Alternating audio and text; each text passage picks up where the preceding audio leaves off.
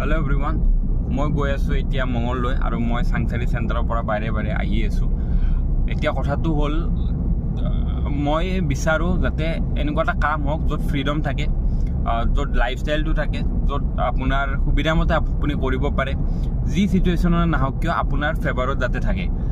তো তেনেকুৱা এটা কাম মই কৰি আছোঁ আজি 10 বছৰ ধৰি, আৰু মই ভাবোঁ যে মেক্সিমাম যিমানখিনি আনএমপ্লয়মেণ্ট আছে, তো সিহঁতে কাম বিচাৰি আছে বা কিবা এটা কৰিব বিচাৰে।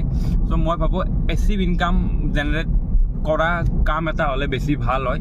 নহ'লে কি হয়, আজিৰ ডেটত গমেই পায় কামৰ কিমান প্ৰেছাৰ, কিমান টৰ্চাৰ, কিমান টাৰ্গেট থাকে, কিমান মানে বছৰ গালি। তাৰ লগতে আপোনালোকৰ সুবিধামতে আপোনালোকে কৰিব নোৱাৰে, যাব নোৱাৰে, ফ্ৰীডম নাথাকে, তাৰ ফ্লেক্সিবল টাইমিংটো নাথাকে। চ' মই ভাবোঁ এনেকুৱা এটা কাম আপোনালোকে লওক যিটোৰ দ্বাৰা আপোনালোকৰ সুবিধা হয়, আপোনালোকৰো ভাল লাগে। আৰু কয় ন যে কাম পোৱাটো সহজ, বাট মনৰ পচন্দৰ কাম পোৱাটো টান। চ' যদি আপোনাৰ মনৰ পচন্দৰ কাম লাগে, তেনেহ'লে আপোনালোকৰ যিটো পেশ্যন আছে, সেই পেশ্যনটোৱে প্ৰফেশ্যনলৈকে কনভাৰ্ট কৰাব পাৰে। দেন সেইটোৱে আপোনালোকৰ এদিন বহুত ডাঙৰ এম্পায়াৰ খাৰা কৰিব। Thank U.